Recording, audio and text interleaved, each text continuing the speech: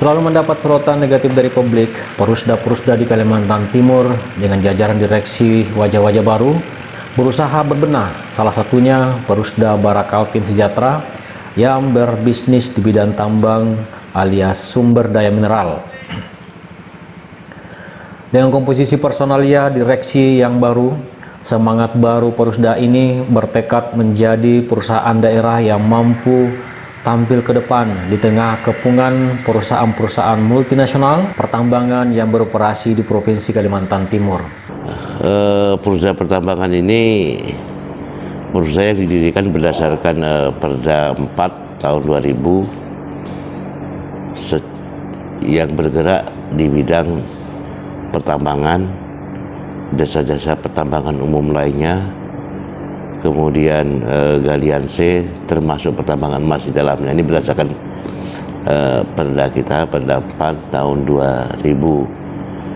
Secara operasionalisasi keberadaannya itu mungkin mulai aktif di tahun 2001 2002 lah, ya kan. 2001 2002 karena Perda 2000 gitu. Ya, ini bergerak di bidang pertambangan umum, jasa-jasa penunjang pertambangan umum lainnya, galian C termasuk emas. Kini, Perusda Barakaltim Sejahtera atau disingkat BKS dipimpin oleh Direktur Utama Haji Dik Mulyadi, didampingi oleh Direktur Operasional Gentur Dwi Atmoko dan Direktur Keuangan Driono. Di samping itu ada Apriyadi Jamhuri Gani yang dipercaya duduk sebagai badan pengawas. Dengan komposisi ini, tim Perusda BKS diamanahkan menjadi salah satu lokomotif ekonomi dan kontributor bagi kas daerah melalui pendapatan asli daerah Kalimantan Timur. Tujuannya dibentuk Perusda ini ya sama halnya dengan pembentukan Perusda-Perusda lainnya atau BUMD lainnya yang dimiliki oleh pemerintah provinsi, yaitu dalam rangka mendukung pembangunan perekonomian daerah, kemudian dalam rangka meningkatkan pendapatan asli daerah. Ya, karena memang BUMD atau Perusda termasuk kami perusahaan pertambangan BKS ini adalah diistilahkan dalam pemerintahan itu adalah sebagai sumber-sumber pendapatan daerah. Jadi sekarang jenis apa saja tambang yang sudah jalan para galing-galing sekarang? Hari ini kita telah melakukan joint venture sebenarnya sudah lama, itu semenjak di tahun 2002-an atau 2003, itu berkaitan dengan pertambangan dengan kerjasama antara Harum Energi dengan perusahaan pertambangan BKS, lahirlah Makam Sumber Jaya. Nah, Makam Sumber Jaya ini adalah PKP 2B yang beroperasi di Separi. Jadi anak perusahaan kami ini, posisi perusahaan BKS ini adalah posisi pemegang saham 20% pada PT Makam Sumber Jaya. Namun 20% saham ini bukan saham seri A, tapi adalah saham seri B atau saham preferen, yang keberadaan saham ini tentunya berbeda dengan saham seri A, yang mana posisi kami menerima dividen tetap dari Makam Sumber Jaya itu, kemudian saham-saham secara berkala, kemudian saham-saham ini tidak terdilusi apapun yang terjadi, penyertaan, penempatan, penambahan modal perseroan, pledge tidak. Jadi kami pledge mendapatkan dividen tetap atas saham perparen ini. Legalitas Perusda BKS sesuai Perda nomor 4 tahun 2000 dengan tugas-tugas inti adalah bergerak dalam jasa tambang umum, termasuk galian C, tambang emas, dan tambang batubara. Namun operasional perusahaan baru dijalankan tahun 2001, itu pun dalam kondisi yang belum apa-apa dan hanya diberi modal kerja dari APBD sebesar 5 miliar rupiah. Jadi memang ada plus minus. Tapi kalau plusnya ketika harga batu bara turun, BKS tetap aja tidak ada. Tapi pada posisi ini juga kami bisa dirugikan, bukan dirugikan, kurang maksimal ketika kuantitas produksi batubara yang terambil dari PKP Mahakam Sumber Daya itu sedikit, maka kami akan juga mendapatkan sedikit karena kita hitungannya adalah perolehan dividen kita itu berdasarkan tonase yang diraih dan berdasarkan draft tongkang. Jadi boleh dikatakan bahwa baru batubara sekarang yang berjalan atau ada tambang lain, jenis tambang lainnya? Tambang lain sudah dari semenjak berdiri dalam posisi penjajakan sebenarnya, dan ini ya terdapat kendala-kendala teknis lah, karena memang kemampudanaan itu menjadi penting. Kalau berkegiatan langsung menjadi pemilik IOP dulu kan, atau memiliki tambang sendiri, itu cukup besar cost yang kita keluarkan. Walaupun kita ada tapi tidak banyak. Ketika ini kita keluarkan juga mengganggu ekuitas yang ada di perusahaan, dan kita harus mendapatkan izin prinsip dari KPM. KPM itu ya pemerintah, ya Pak Gubernur, pemerintah provinsi dan perangkatnya, kuasa pemilik modal lah istilahnya. Nah, itu. Perjalanan badan usaha milik daerah ini telah mengalami pasang surut sejak 20 tahun silam. Dengan bermodalkan 5 miliar rupiah yang di sektor pemerintah Provinsi Kalimantan Timur, Perusda bergerak menyusuri berbagai peluang usaha sektor batubara. Salah satunya dengan menggandeng Harum Energi mengelola lahan dengan status izin PK2B atau Perjanjian Karya Pengusaha Pertambangan Batubara yang dikeluarkan oleh pemerintah pusat. Jadi boleh dikata bahwa batubara sekarang saat ini sedang eksisnya di Perusda ini? Iya, ya lain-lainnya ada. Jasa-jasa penunjang pertambangan umumnya ada, masih dalam masa saya ini masih dalam tahap penjajakan. Ya banyak ya, mungkin trading kita jajaki, kemudian membangun kemitraan yang potensial dengan pihak ketiga, sehingga kita tidak berdiri sendiri. Kalau berdiri sendiri, yaitu saya katakan kemampudanaan dan kemampuan SDM kita masih dalam batas, masih terbatas, termasuk penciutan PKP2B ini sedang kami jajaki. Apakah ini berpotensi atau tidak? Ya kalau tidak, ya karena ini ada potensi yang cukup bagus, karena peluangnya kalau penciutan PKP2B ini secara khusus diberikan kepada BUMN dan BUMD. Tentunya kalau itu BUMD, pemerintah provinsi bicara pertambangan, pasti pemerintah provinsi akan menunjuk perusahaan pertambangan BKS, kalau itu secara koresponden pemerintah dengan Kementerian SDM. Kemudian penjajakan lainnya ya termasuk jasa-jasa jeti atau pelabuhan batubara atau pelabuhan curah padat lainnya yang ada di Kalimantan Timur. Nah ini sudah, artinya kita ini berikhtiar secara hasil ya yang kuasa nanti kita serahkan sepenuhnya, termasuk ke penjajakan, ke minat atau interest kita ke pengelolaan curah padat di Kaltim Karyangau Terminal.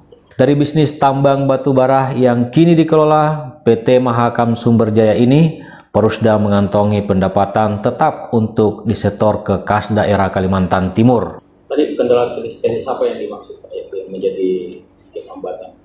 Iya, SDM termasuk ya, karena memang tenaga begitu kan butuh tenaga. Hanya kita punya tenaga di bidang skill geologi, mine engineer, kemudian desain tambang, ini masih perlu kita tambah. Nanti ke depan insya Allah perusahaan ini akan kita benahi secara bertahap, ya kan. Permodalan juga juga termasuk permodalan, tapi ya permodalan ya, karena makanya saya katakan tadi membangun kemitraan yang dengan mitra yang potensial. Terus Pak, keterlibatan pemerintah di dalam Porsda ini sistemnya apa Pak? Pembinaan. Pembinaan. Ya, selain memberikan modal, Modal. Nah. ya karena rata-rata BUMD ini dimiliki pemerintah daerah dengan penyertaan modal pemerintah. Semua BUMD provinsi ini diberikan penyertaan modal pemerintah. Sudah ideal Pak? Bicara ideal atau tidak ideal relatif bagi semua BUMD. Dibilang kurang, nanti kurang. Dibilang banyak, ada juga yang banyak. Jadi variatif ya, saya pikir variatif. Bagi jajaran Direksi BKS, bisnis tambang batubara di Kalimantan Timur adalah sebuah peluang emas. Lantaran di dalam perut bumi daerah ini masih tersimpan deposit tambang yang sangat besar dan boleh dimanfaatkan dan diatur undang-undang. Hanya saja, saat ini Perusda BKS ibaratnya hanyalah sebuah korporasi bisnis kecil di tengah gegap gempita operasional tambang-tambang multinasional seperti PT Kaltim Primakul, Beraukul, Kideko Jaya Agung, PT Bara Tambang, Indominco, serta PT Multi Harapan Utama. Mampu berjalan, ya ada kayak kami berdasarkan perda digelontor 5 miliar semenjak tahun 2003 bukan 2002. Digelontor 2003 sebesar 5 miliar ya kan, dibagi 2 tahap. Artinya mampu aja survive sampai hari ini, dan bahkan kita secara tiap tahunnya walaupun fluktuatif bisa memberikan kontribusi bagi pendapatan daerah. Ya, berbicara kontribusi tadi Pak, kira-kira grafiknya seperti apa Pak? Kontribusi Perusda itu ke pemerintah? Fluktuatif, artinya karena kita sekarang mengandalkan pendapatan dari Mahkamah Sumber Daya dan pendapatan lainnya seperti kita ada alat berat walaupun hanya 2 unit, tapi ini kan kalau diberdayakan akan maksimal. Ya cenderung ya fluktuatif dari tahun 2013 ke bawah itu cenderung turun, ya, agak turun. Kemudian nanti mungkin target kita di 2022 tahun depan itu mungkin naiknya sedikit grafiknya daripada tahun 2021 ini. Itu eranya Pak, eranya Bapak atau era sebelumnya yang belum aktif itu? Ya, saya terlibat di sini walaupun belum jadi direksi. Memang era sebelumnya kemudian sampai era saya. Era saya kan baru 1 Juli. Jadi belum bisa belum ada annual reportnya, artinya era saya selaku dirut, tapi sebelumnya kan saya sudah memang bergabung di sini, artinya kan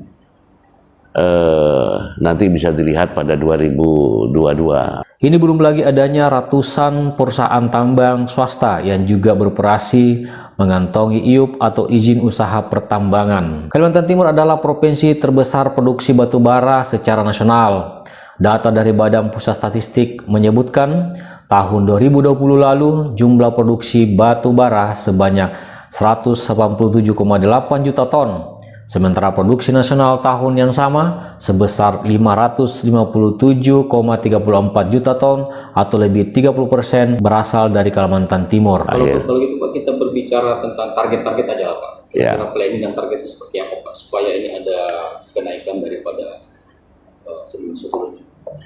Ya artinya sebelum saya jadi dirut saya PLT.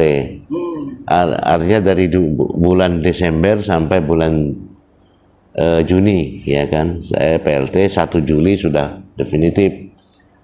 Artinya di RKAP kita 2021 itu sudah menargetkan kenaikan nanti yang diperoleh di tahun 2022. Naik sedikit saya bilang, tapi ini sudah naik sedikit. Sudah ada peningkatan ya dengan berapa persen persentasenya? Ya mungkin 7% lah. 7%. Ya 5-7%. Itu lumayan Pak, kalau dari kacamata BUMD. Ya kalau dari kacamata BUMD ini bisa survive sampai bisa bersurvive bahkan hingga sampai naik sedikit saya sudah bagus ya kan ya. Gagal pindah bisnis batubara oleh perusahaan multinasional di Kalimantan Timur tentu saja tak membuat Porusda Bara Kaltim Sejahtera berkecil hati, seperti diungkapkan jajaran direksi. Sebagai Porusda, mereka juga mengukur kemampuan, baik itu kemampuan dalam hal penyiapan sumber daya manusia dan kemampuan sumber dana alias modal usaha. Terus respon pemerintah sendiri kok gimana? Ya respon pemerintah ya positif dan mengharapkan semua BMD termasuk kami dipacu untuk lebih optimal melakukan kegiatan bisnis dengan penuh kehati-hatian ya kan, karena BUMD ya kan penuh kehati-hatian dan tidak merugikan, sehingga pada sisi ini kami juga tidak bisa speed sampai gigi 5 gitu kan, tapi bertahap, tapi bisa memberikan keyakinan kepada pemilik, kepada pemerintah provinsi bahwa kami bisa secara perlahan. Direktur Utama Porusda BKS meningkat. Didik Mulyadi mengatakan perusahaan daerah yang dipimpinnya mengemban 2 misi dalam menjalankan bisnisnya. Pertama, selain memiliki misi bisnis pengembangan badan usaha agar menjadi sehat dan kuat, tapi di sisi lain Porusda punya kewajiban untuk memberi kontribusi kepada pendapatan asli daerah atau PAD. Kalau mau naik kelas Pak, kira-kira strategi apa yang Bapak lakukan supaya betul-betul ya ini ya salah satunya secara internal, secara corporate, secara bisnis ya kita ada fokus on core business. Fokus on core business ini menjadi penting, artinya kita fokus pada core business sesuai dengan lingkup usaha yang membidangi di usaha kami. Kemudian membangun jaringan bisnis dan sinergitas antara BUMD. Ini juga menjadi penting karena kita tidak bisa berdiri sendiri, dan ini juga akan memberikan nilai positif.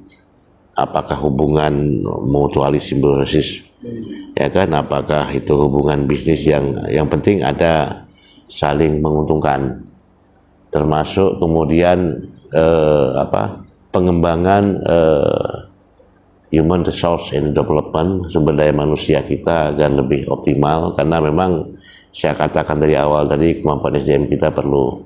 Ini artinya kalau di usaha tambang ini ya kita sesuaikan dengan situasi yang melingkupi usaha kami. Jadi orangnya bisa secara spesifik menyesuaikan dengan lingkup usaha itu sendiri. Dari sisi pengembangan bisnis, perusahaan ini mengakui sudah menyiapkan rencana-rencana masuk bidang-bidang yang belum pernah dilakukan sejak 20 tahun berdirinya badan usaha milik daerah itu.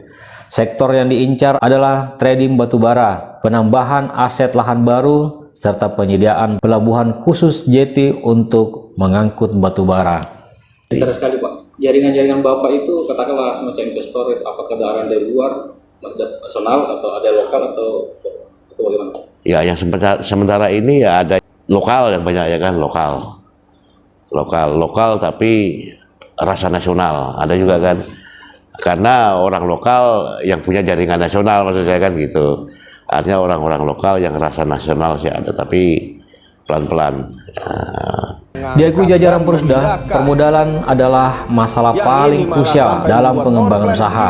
Untuk itu, Porusda Bara Kaltim Sejahtera menggunakan strategi kerjasama kemitraan seluas-luasnya dengan semua pihak seperti BUMN, pengusaha swasta, koperasi, dan lain-lainnya. Porusda membuka diri masuknya investor-investor untuk kerja bareng di sektor tambang ini. Tapi sudah mulai menunjukkan ya, menunjukkan berapa tahun ke depan Pak, sehingga bisa mungkin agak bisa ya sebenarnya kami sudah membukukan laba sebenarnya, artinya dari tahun ke tahun. Nah, jadi kalau tidak membukukan laba ya BUMD kita, Porusda kami, perusahaan BKS rugi, tapi ini masih membukukan laba. Tapi minimal naik terus cenderung dari tahun ke tahun, apalagi situasi saat ini harga batu bara cenderung baik. Mudah-mudahan ini tidak jangka pendek, mudah-mudahan ini jangka panjang. Ya mudah-mudahan 5 tahun ke depan ini bisa lebih baik.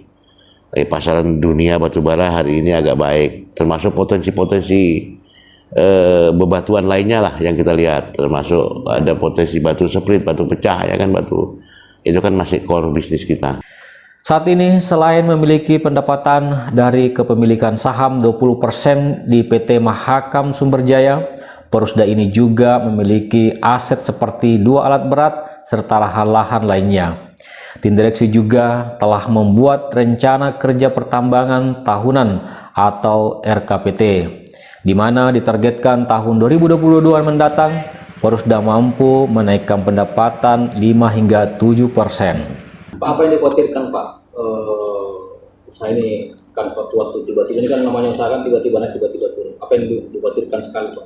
Ya namanya kekhawatiran itu adalah harga pasaran batu bara yang tiba-tiba anjlok, ya karena memang batu bara ini adalah bisnis sumber daya alam yang tidak terbarukan. Kini saatnya bekerja. Didik dan jajaran direksi baru resmi memulai tugasnya pada bulan Juli 2021 lalu.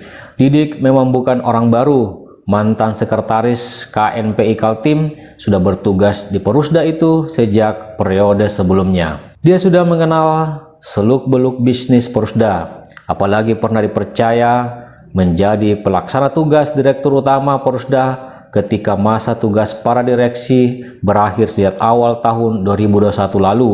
Nah, ini juga menjadi kendala-kendala karena ekonomi global sekarang ini sudah mengarah kepada energi baru dan terbarukan, ya kan, begitu.